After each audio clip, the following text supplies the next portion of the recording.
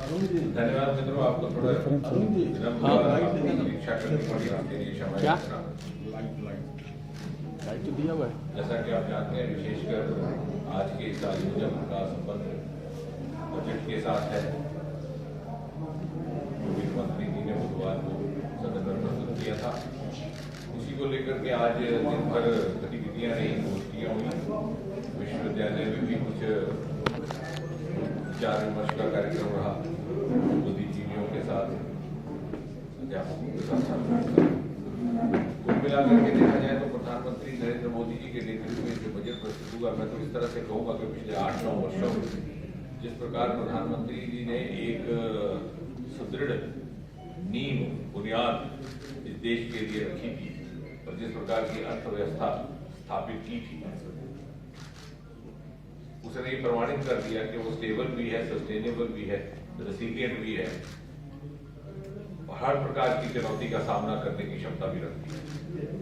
उसका सबसे बड़ा प्रमाण ये है कि जब बिना किसी चेतावनी के विश्व को सामना करना पड़ा कोविड जैसी आपदा का, और सारा का सारा विश्व भारत की ओर शंका के साथ देखने लगा कि 130-140 करोड़ जनसंख्या का देश ना मालूम ये संभाल पाए कि ना संभाल पाए, और इसका हम ज्यादा सारे संसार को भुगतना पड़े।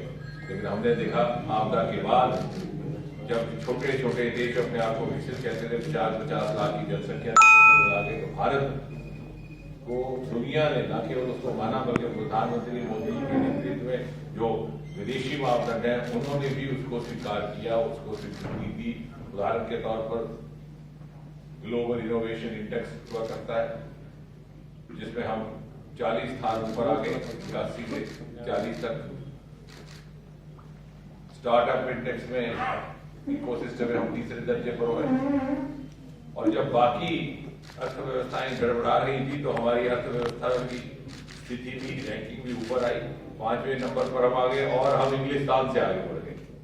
संतोष और गर्व की बात यह कि जिस देश ने हमारे ऊपर 200 साल राज किया था, कोविड के बाद हमारी अर्थव्यवस्था उससे ऊपर आती है। ये प्रमाण है किस प्रकार मोदी जी ने दूरदृष्टि के साथ इस देश को अर्थव्यवस्था दी थी, which could stand all crises, all upheavals।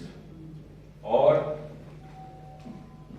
विश्व भर के देश भारत को कहने लगे ब्राइट स्पॉट। IMF ने ये संज्ञा दी, world sees a bright spot in India, कि जब हर जगह अर्थव्यवस्था को लेकर के थोड़ी थोड़ी थोबल शंकाएं हैं, वहां अगर एक रोशनी है, एक ब्राइटनेस, एक आशावाद की किरण है तो भारतवर्ष में। और उसी बजट को आगे बढ़ाते हुए इस बजट में जहां एक और समाज के हर वर्ग की चिंता की गई है, महिलाएं हैं, छात्र हैं,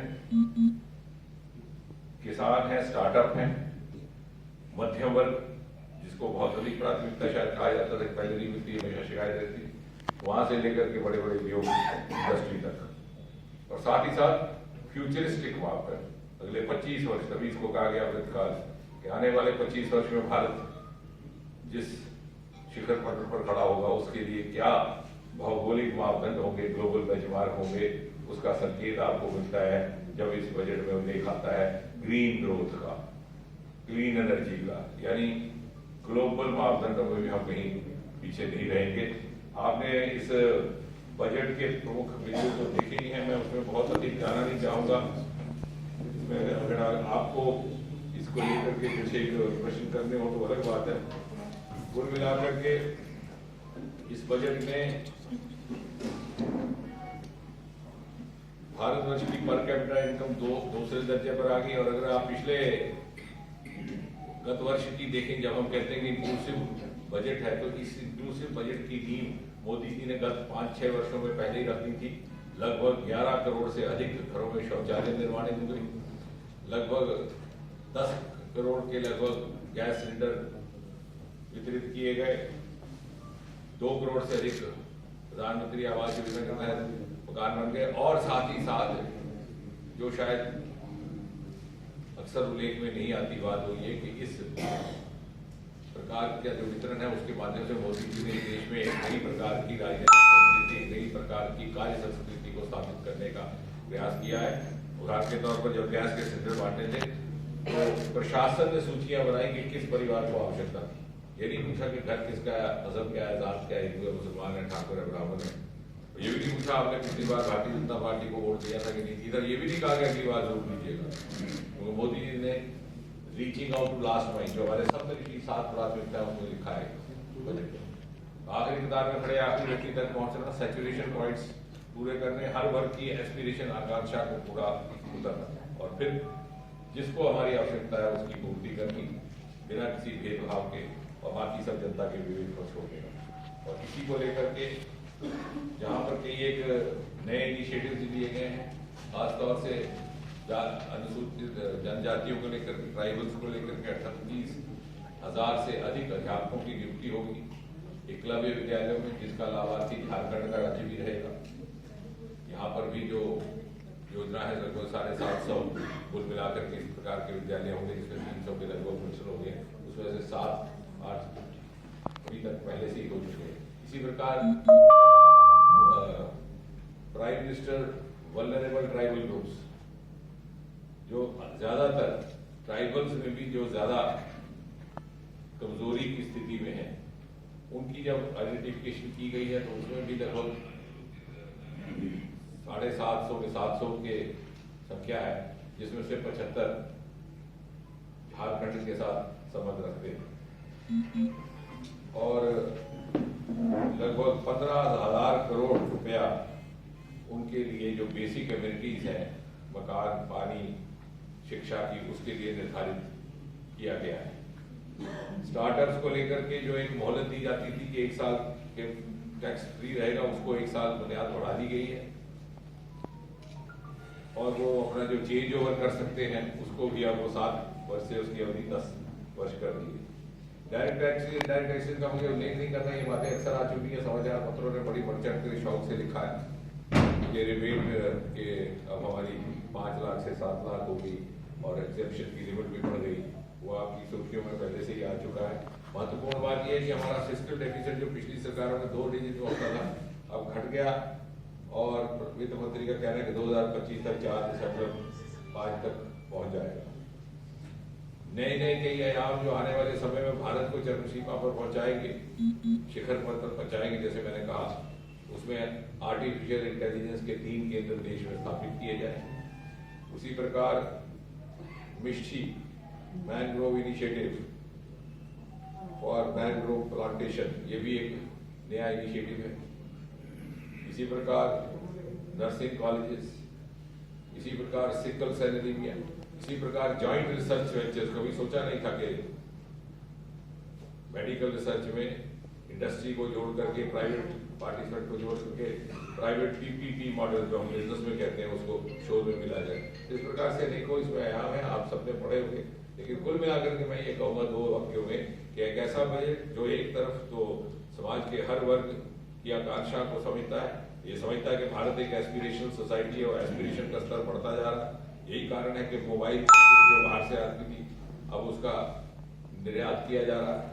तो यही कारण है कि टेलीविजन के टैक्स हर बार ये कह करके बढ़ाया जाता है कि शायद ये लग्जरी आइटम है, पिछले दिख रहा है। हमने समझा कि मोबाइल इस प्रकार के यंत्र हमारे जीवन के नया का हिस्सा बन चुके हैं, इसलिए उनसे उनको मुक्त करके हर व्यक्ति को उपलब्ध उस प्रकार का एक व्यवस्था स्थापित करने का प्रयास किया गया है। और दूसरी ओर ये समझते हुए कि अमृतकाल में अगले 25 वर्ष में भारत एक ऐसी स्थिति में होगा कि बाकी के देशों की अगुवाई करेगा, और इसलिए हमें भौगोलिक मापदंडों पर पूरा करना होगा, ग्लोबल बेंचमार्क पर पूरा करना होगा। यही सोच करके ग्रीन ग्रोथ की बात, क्लीन एनर्जी की बात, लिथियम की बैटरियों की दर कम करना ताकि इलेक्ट्रिक गाड़ियां चल सके, क्लीन एनर्जी चल सके। मुझे लगता है एक बड़ा ही समावेशी बजट जो एक तरफ अपने पारंपरिक तरीके से भारत के बहुमुखी समाज, हिट्रोजिनस सोसाइटी की चिंता करता है, जहाँ कहीं ट्राइब्स हैं, कहीं नॉन ट्राइब्स हैं, कहीं स्टार्टअप्स हैं, कहीं इंडस्ट्री है, कहीं एग्रीकल्चर है, और दूसरी ओर वो भविष्य में किस प्रकार भारत दूसरे देशों के मुकाबले में आकर के प्रथम श्रेणी में खड़ा हो, उसकी चिंता करता है। एग्री टेक स्टार्टअप जिसकी बात पहले किसी बजट में नहीं हुई, इस बजट में आ रही है, क्योंकि हमारा बहुत कृषि प्रधान है, उसको किस तरह से आधुनिक तौर तरीकों के साथ जोड़ करके रोजगार का एक नया आयाम पैदा किया है। धन्यवाद। जितेंद्र जी, आपने जो बातें कही, जो आपके बजट पेश करते ही शेयर बाजार उस उछाल में नहीं गया, उस उछाल में जाना चाहिए। अगर वाकई में अच्छा होता तो निश्चित रूप से शेयर बाजार में उछाल होता, भारी नुकसान भी झेलना पड़ता है और शेयर बाजार आगे